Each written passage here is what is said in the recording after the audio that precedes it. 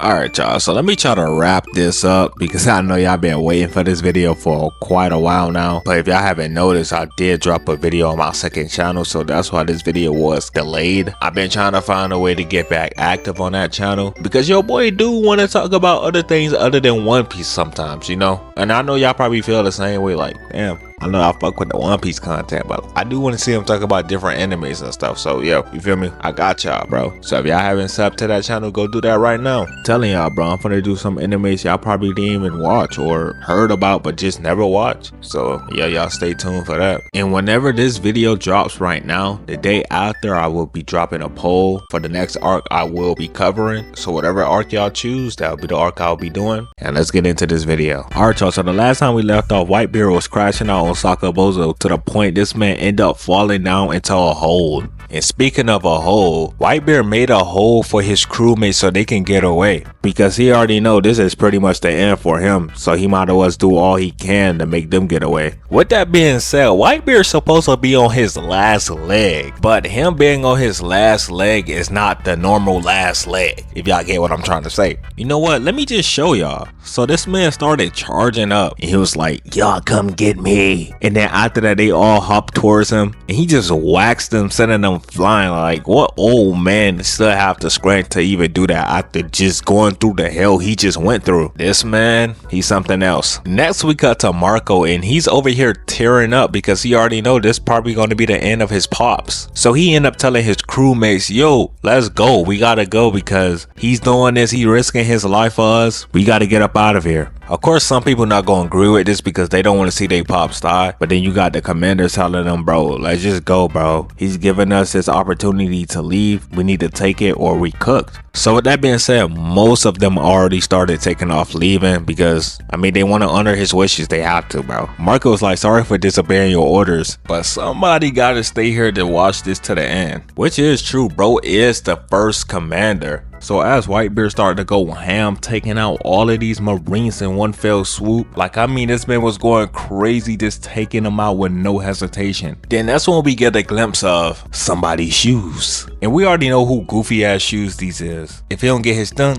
it's the Mickey Mouse Clubhouse.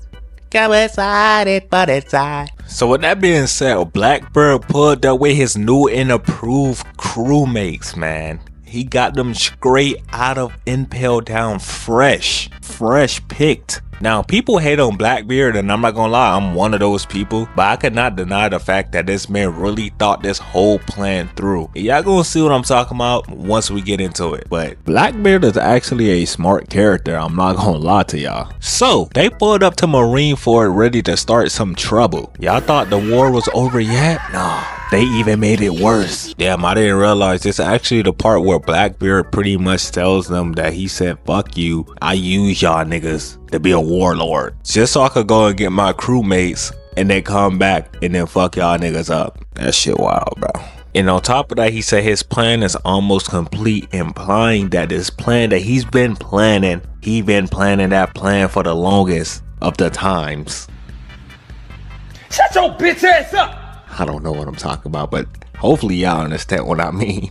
So with that being said, Whitebeard gets so pissed and he was like, it's time to finish this. Attacking Blackbeard and his crew, causing all of them to fall down from where they were standing at. And on top of that, he was destroying everything around him as well. Anywho, after the dust settled, everybody seems to be okay. They was like, oh, it seemed like our reflexes is still okay, or whatever. Blackbeard, he gets up. You know, he always got to take the brute force of the hit. I don't know why, but I just something that just goes with Blackbeard. And with that, let the battle begin. So we start off with Blackbeard creating a black hole, causing Whitebeard to get sucked inside of it. And as Whitebeard was getting sucked inside of it, this man Blackbeard was over here talking crap about both of his crewmates. One that he killed, which is Fetch, the one that he took the devil fruit from. And then he was talking about Ace, how he could have killed him, but he spared his life. So you best believe that had this man Whitebeard pissed. So with that being said, Whitebeard tried to use his devil fruit powers. Blackbeard was like, no, that's not gonna work. He didn't care, he still used it anyways. And as he did that, Blackbeard, he just canceled that motherfucker out. And with that, he was able to kick Whitebeard in the stomach very easily. And on top of that, look where he kicked him at. the place he was wounded at. So you know Whitebeard felt that one. And then on top of that, he follows up with an uppercut. He had Whitebeard off his feet, bro. Off his feet. This big chubby black gorilla ape had Whitebeard off his feet. It's crazy, bro. And if y'all thought this man was done, he wasn't. He manhandled this big giant old man. He pulled him towards him. And then Whitebeard was like, man, get off me. I'm gonna use my move again. And then Blackbeard was like, hold up, did you forget? And then he nullifies it again. And then after that, he punched him in the stomach, bro. It was so crazy, his weapon had to fly out his hand, bro. I'm not gonna lie, Blackbeard was playing it dirty, but I don't blame him. At this point, Whitebeard is just wasting his power because he tried to do it again for the third time now. This the third time he tried to do it. And guess what? It got nullified for the third time. But y'all know that weapon that went flying up in the air? He caught that bit and he started doing some little tricks with it. And then he was like, you know what, bro? Forget that, bro. I don't even need my powers. Man's used his weapon and sliced the hell out of Blackbeard. Had this man on the floor. And just from that one attack, look how he had this man. This man already looked like he was cooked from that. Next after that, Whitebeard pinned this man on the ground like a bitch. And then choked him out like a bitch. And then after he did that, he finally got the chance to use the power he been wanting to use on this man for the longest. Then Blackbeard started begging for his life, saying, please, you won't hurt your son, would you? But Whitebeard didn't care about none of that. And he went crazy on him. After that, everybody just started cheering that was on Whitebeard crew. They was all happy like, yeah, you get him, Pops. And all of that stuff like that. Marco, he still was locked in. He was trying to see what was going on. Eventually, the dust settled and everybody was like, wait, he just need one more hit. And then they was telling Whitebeard to finish him off. But the whole time, Whitebeard, he was just standing there menacingly. And look, bro, look at this. He was letting him catch his breath and everything, bro. Even though Blackbeard looked like he was about to kill over though. By the way, look how much blood was leaking from Whitebeard. No wonder why this man was just standing here. He's in bad shape right now, bro. But even though he was in bad shape, that's not gonna stop him from having one of the most menacing walk down in One Piece history. It was so menacing, dude decided to go second gear, bro. Look at his skin. I know y'all see it. All the steam coming from it and all. With the red skin and everything, bro. Man seen Luffy's second gear too many times. He decided to mimic it. But all jokes aside, he go for his last attack. And before he even get a chance to use it on Blackbeard, Blackbeard pops him with his blicky. And that was enough to stop Whitebeard in his tracks. Look how close he was, bro. He was so close. But being so close, it's not gonna help you. With that being said, Blackbeard called the rest of his crew and they started just taking off on this man Whitebeard. I'm talking about they was blasting on this nigga, slicing this nigga up. They was going crazy, bro. To the point that they had to show the screen black and white. That's how you know it was going down. You could definitely tell they had this plan because they all had blickies. Like they all was blasting him down, bro. And watching this moment, saying this happened to Whitebeard, bro, I felt it so bad for this man. I felt it so bad for this old, tall, sick man, bro. Because they did not have to do this man this dirty, bro. They did him so dirty. After they was done ending the clip on this man, he still was alive somehow. And he was telling Blackbeard that he's not the one that inherited Roger Will. And we all know who did, but we're not going to go deep into it. So we fast forward a little bit ahead and he was like, the One Piece! The One Piece is real! Done. Can we get much higher? So high. Oh, ho, ho. Ho, ho, ho, ho, ho. And pretty much after he said that, he died. But everybody from Sabaody, they wasn't chilling about this. Because they know once this reached the world, and everybody know about this, especially the pirates, things about to change. So they was freaking out. And of course, Whitebeard crew, they was over here crying and stuff because he passed away and stuff, which is understandable. Rest in peace, my boy, Whitebeard, bro. He did his thing. He a real one, bro. He's so much of a real one, they even gave us his final stats of this war. So let's go over it. So for his sword wounds, he had 267, okay? And for all the gunshots he took was 152. He was struck by cannonballs 46 times, okay? And keep in mind, bro wasn't even in his prime. And on top of that, he had a sickness he was going through. He was sick.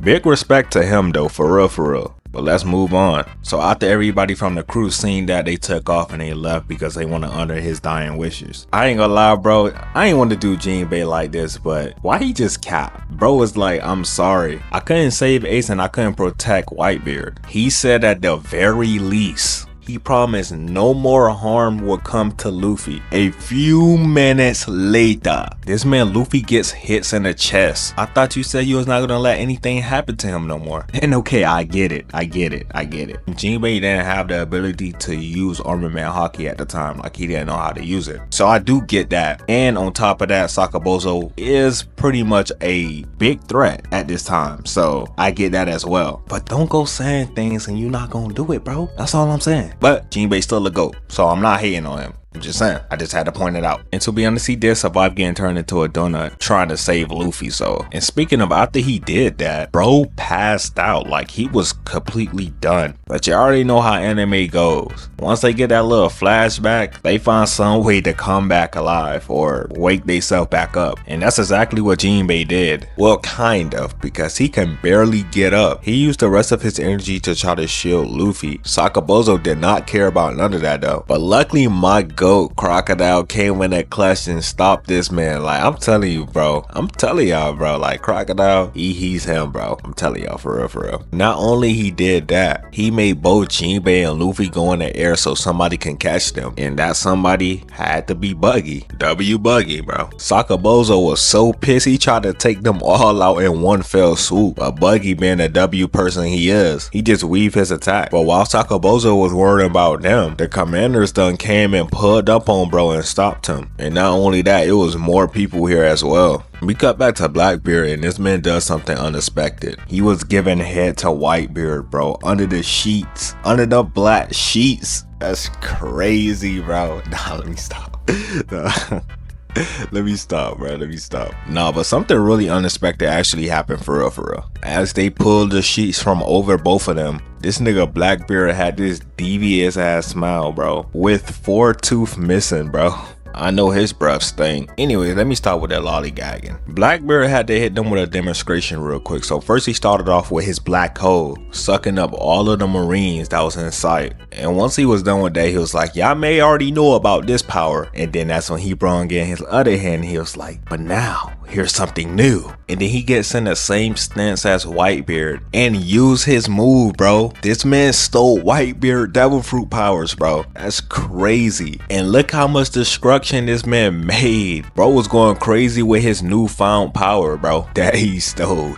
The crazy thing is, bro been planning all of this for the longest. Like, imagine like he planned all of this though and it did not go as planned. Like, he would have felt so shitty, I bet. Anywho, y'all already know that everybody was over here freaking out. Like, they didn't know how this man got his power. They were so shocked, which is understandable because we was told that devil fruit users only can have 1 devil fruit, not 2, or they would die. So when this happened, it came as a shocker to everybody, even for the people that was actually watching the episode, like me. By the way, if you made it this far into the video, you might as well sub. But yeah, at this point, Blackbeard felt like he was on top of the world. This man's ego just shot straight through the roof. It was so bad that he had all of the marines just depressed. It was like, nah, bruh, I can't do it, bro. This right here is too much. They went through all of that and now they gotta go through this. Nah, I'm done, bruh. They did not have the will of fire to hang with, bro. He had motherfuckers crying, bro. Crying. And you know what this man Blackbeard said? He was looking around smiling and laughing. And he was like, I can hardly blame them. I'll be crying if my enemy had this type of power. It got so bad to the point this man started teasing him. If Sengoku didn't step in when he did, Blackbeard would have messed up their base even more. By the way, Sengoku give a little speech causing the marines to get back on their feet. So we come back to over there where Luffy and them is at, and to get y'all up to speed, basically Law pulls up and he was telling Buggy, yo, drop Luffy, I'm a doctor. But Buggy, he didn't trust him, so he didn't want to drop him. But in the process, this man was over here getting shot by cannonballs and everything. And while that was happening, Sakabozo, he still was trying to focus on Luffy, but the commanders, they wasn't letting that happen. Bro used a magma dragon fist or whatever you want to call it. They ain't stopped my boy Marco from stopping that though. Next we cut to Kobe and this man over here tweaking out because at this point he just wanted all of this to be over. Everybody was killing each other. The war was supposed to ban over, but as you can see, everybody was still going at it. And not only that, the Marines that was getting cut down, they could have been saved, but now they want to be blood hungry and keep killing away and say forget about them. Kobe was even feeling sorry for the pirates. That's how you know it was crazy, bro. Next after that, we cut back to Blackbeard, and this man gets hit with another shockwave. It wasn't looking too good for bro at first. Sengoku tries to hit him with another one, but that bro was like, nah bro, I ain't finna let you do that again, stopping Sengoku attack in the process. And while Sengoku was focusing on him, Burgess, or however you say his name, pulls up and he was about to boom Sengoku shit, but that's when Garp came out of nowhere and boomed his shit. That boy Garp was like, I'm a Marine and I spent enough time feeling sorry for myself. But guess what? Blackbeard did not care. He told bro, sorry Gramps, but this is the face of a new era. As this man Garp realized what bro is about to do, and this man literally split the sea in half, bro. I'm not gonna lie bro, he was making great use of that devil fruit power, because after only that, look how much destruction this man caused. Bro was trigger happy with that, bro. And y'all want to know the crazy thing out of all of this? This man Sakabozo did not care about none of that. His whole sights was still on Luffy, bro. I was trying to figure out why is bro hating so hard. Like, it's not that serious. One child got this man so spooked that he has to kill him. It's really not that deep, bro. But yeah, we cut back to over there with Blackbeard at, and this man was like, I don't play nice. It was so bad that this man was changing the weather over there where Sabaody was at. They could not even watch the show no more or they was gonna die. And then we cut back to Marineford, and it's just a slaughterhouse. Everybody killing everybody. They got the pacifistas over here coming out the woodworks. It's crazy, bro. And back to Kobe, this man was still tweaking out. It's understandable, bro. This man is like 16 years old, and I get it, Luffy, he's not too far of an age from him, but Luffy is a different case. He just don't give a fuck. Even Tashigi and Smoker was like, bro, this is not right. We shouldn't be doing this, bro. That's why I mess with them though. I'm gonna be real. Like Smoker and Tashigi, I mess with them. They know what's right and they know what's wrong, bro. Because we got niggas like him talking about something, kill everybody, each and every one of them. Like, no, you don't see your people on the ground that need help, that need treatment? Save them. Anyways, we cut back to Buggy, and this man finally throws him over there to where Law and them at. I mean, he had no choice because Kizaru was ready to shoot this man down. So as they started to run inside a submarine, Kizaru was about to get ready to shoot them, but then that's when Kobe came out of nowhere and he started screaming saying, that's enough. Bro had enough of killing for the day. Too much violence for him. Bro was like, they got friends, they got family, they got children,